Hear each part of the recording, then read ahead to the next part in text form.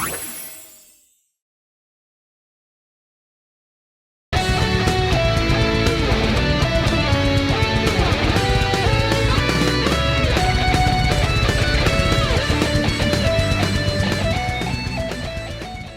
there, this is ANYPony and today I welcome you to my top 5 yay and nay list for season 6 so far. Nah, just kidding. Doing a top 10 list for a lineup that only has 12 episodes would be really silly. No, today I want to share my thoughts to the season so far in general as well as the individual episodes. So let's start at the very beginning. I enjoyed the crystalling just fine, as you can check out for yourself in the Analyst Bronies Reacts I was part of. Shameless self-advertisement and plugging for the win.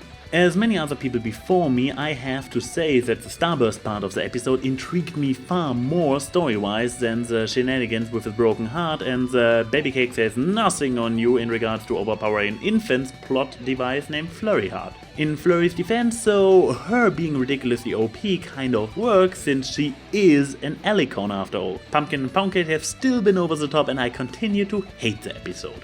Overall, the season opener was a nice fun watch, but nothing to write home about or any competition for the title of Best Two-Parter.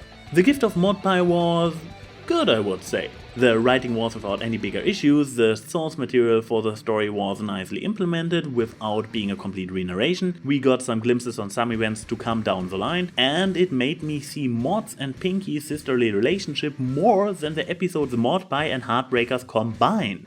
And no, I don't just mean stuff like the mod sense or her ability to teleport, but those were nice cherries on top. On the Mark was quite the letdown for me, not only because the pacing was suboptimal, you had a completely forgettable supportive character, and Applebloom tried her best to get back her title as the most dislikable CMC. No, seriously. With season 3 the CMC finally started growing on me and I started to wonder who I like the most instead of who annoys me the least. Applebloom on the Mark was just unpleasant to watch. But no, what annoyed me the most about it was the overall handling of the question, what are the CMC supposed to do now that they have their cutie marks? On the one hand, yes, it's a good message that you don't have to share all your interests even with your closest friends. But at this point it looks like that as long as there is no cutie mark problem, those three basically have nothing in common. What is nonsense, because we have seen them casually hang out with each other before. Not to mention, what did Applebloom do in her spare time before the CMC started? The void she falls into is just silly. I have honestly no clue how future CMC episodes can be interesting after seeing this one. Not that they have been especially great before, but the here established setup is rather limiting. So instead of talking about an episode limiting the potential for interesting stories to come, let's talk about one that does the opposite. Gauntlet of Fire. Yay! Dragon lore, new waifu character, Garble abuse, all wrapped up in a nice adventure arc. People call it the best Spike episode to date, and I have to agree. What doesn't say too much considering the competition. But I guess what we all can agree on is that Spike got to show off some of his best traits. He is very noble, smart, and provides a nice bit of his trademark snark.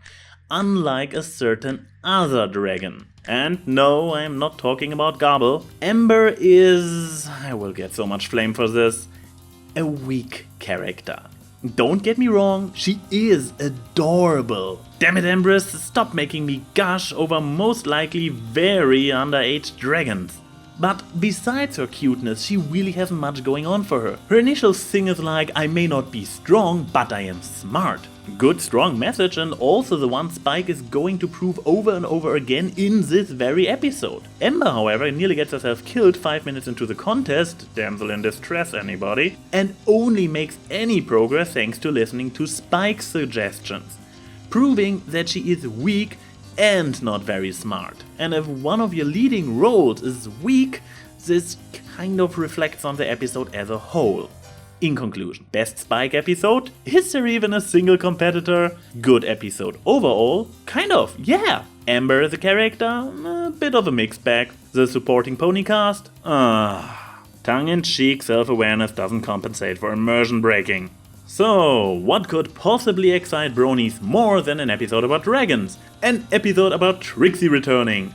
For real this time, not with some personality-altering charm around her neck, so we have to question ourselves afterwards if it was really her acting throughout the episode. Overall, I would say it was a fine episode. Finally getting to know one of the fan favorites since season 1 for real, and not her stage persona or a possessed version of her, was quite the pleasure. Developing Twilight's and Starlight's student-teacher relationship was also a good piece of consistency. Even so, I really disliked the part in the middle where Starlight basically turns into a "you don't understand me" teenager cliché who runs off with the bad chick Trixie, while overbearing "I know everything better" Mama Twilight literally stalks them. Sorry, but we are talking about a leader and princess, a former ruler of an entire town, and a mayor who has been living on herself for quite a while now. This behavior is out of the usual spectrum of action we would have expected from those characters. Dodged the OOC bullet there. Now, here is my entry on the entire suicide debate. What we see on screen is a character who without any doubt is committing an action that might, given the circumstances of her having alienated her savior Starlight earlier, most likely is going to kill her. What is also equally safe to say, given the kind of show we are watching, is that this was not meant to carry all the dramatic implications. It's like seeing an anvil falling on a character's head. In real life, this would be a very gory and unpleasant to watch death. In a family-friendly cartoon where this kind of fatal outcome is outright impossible due to the restrictions of the genre, it can be played for a joke. Same with Trixie's apparent suicide attempt. While the deadliness of the stunt is explicitly stated twice within this episode, the possibility of at least a good character being eaten alive and dying on screen does not exist. So, is it a suicide attempt?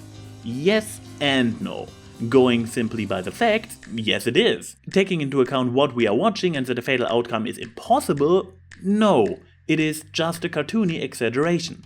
Following the trend of the previous episodes, we have another big one. Rainbow Dash officially and really and without any more wishy-washy stalling tactic becomes a Wonderbolt.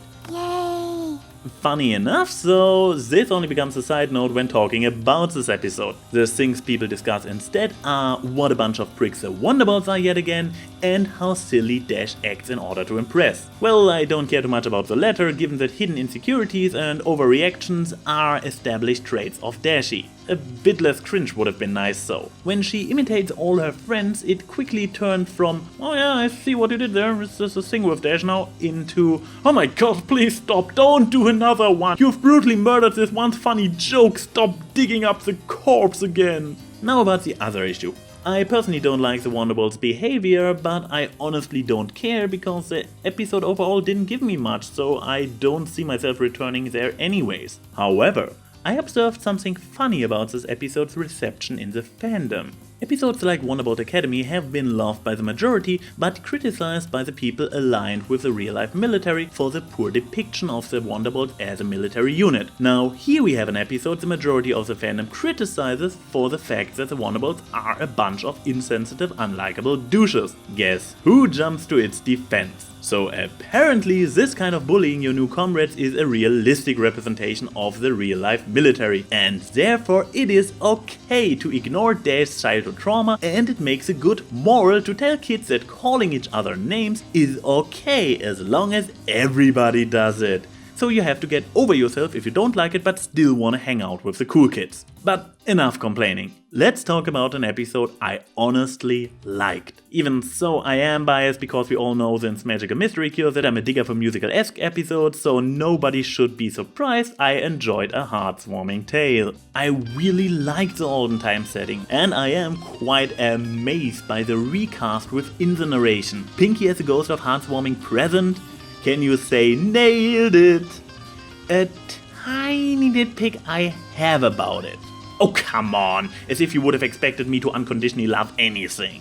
Well, the original Christmas Carol was about how you become a happier person if you give in to the holiday spirit. In the end, Ebenezer Scrooge became a better person because he wanted to for his own sake. And the episode perfectly caught this theme in the scene where Snowfall overhears not Rarity and not Fluttershy talk. But then this message gets spoiled when the Wendigos get thrown into the mix. Instead of be happy for your own sake, it is now be happy or otherwise a previously metaphorical but now very literal threat of eldritch monsters destroying the world will become true. It is still about enjoying the holidays, but now you do it at gunpoint. But at the end, still an episode I highly enjoyed, so who cares? And I can say the same thing about the next entry, the Saddle Row review. The story itself is nothing great, but its delivery framed with these interviews in the cafe is not only a nice idea, but has actually been implemented and used fantastically. The back and forth between the events and the commentary on them by the main six made me laugh out loud more than once. As great as being able to take a good message or an insightful moral away from an episode, one with smart humor that is just fun to watch can be as valuable, if not even better if it's done right. So what was the next one again?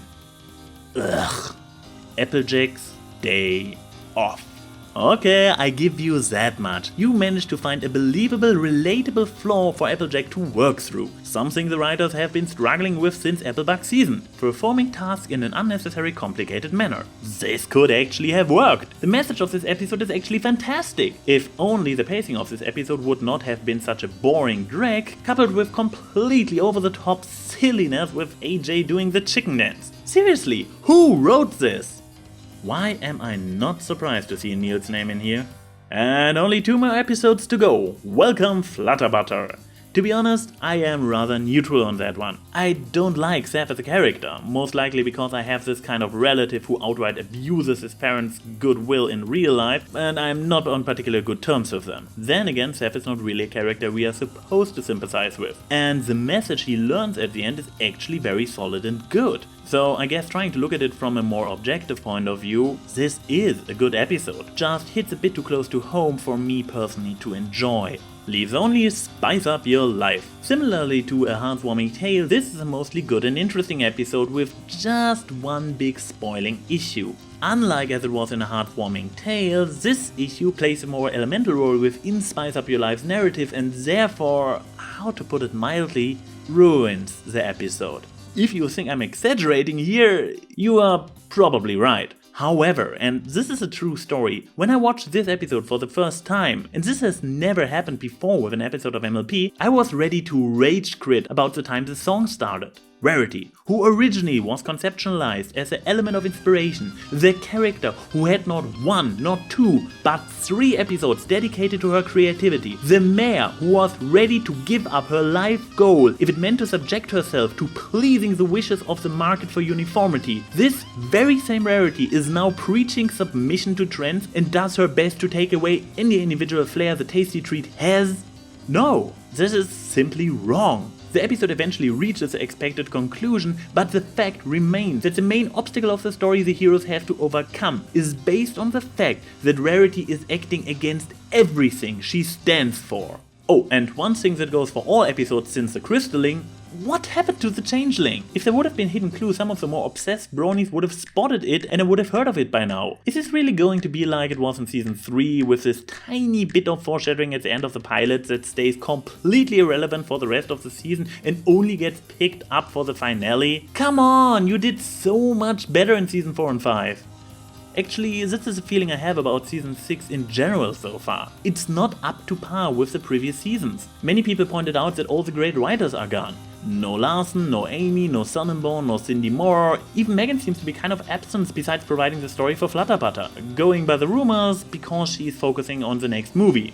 And Polsky's track record has always been a constant up and down, and so far he didn't seem to have any of his brilliant moments this season. In addition, I spot another problem. Look at some of the big highlights this season so far. Baby Alicon, Alicon Law, the princesses doing stuff, character development for Shining Armor, the return of Changelings, Mordpie, Dragons and Trixie. We got post-Cutie-Mark CMCs discovering their purpose, a Spike episode with him as an actual competent hero, more of Dashy's impersonations we liked so much in The Lost Treasure of Griffenstone, the introduction of more family members of the main six, and an episode about Rarity's struggle prior to opening a new store. All those are things you would have found before the season started on the average brony wishlist for future episodes. No, please don't get me wrong, I myself had most of those on my own mental wish list as well, and that they have been included in the show is lovely. However, it is confirmed by now that the show staff has developed a good feeling for what makes the bronies happy, and I have the feeling that they rely on this too much nowadays. Take the crystalling, which has the highest density of wish fulfillment, so to speak. Barely anybody was really blown away by it despite all those elements happening. It was like, hey, the princesses are doing something. Okay, it doesn't really do anything for the plot now, does it? Hopefully I am wrong and it was just an unlucky coincidence that those fulfilled wishes felt kind of unsatisfying. And we still got our handful of really good episodes. Guess the second half of season 6 will tell us soon enough. This is ANY Pony saying see you soon.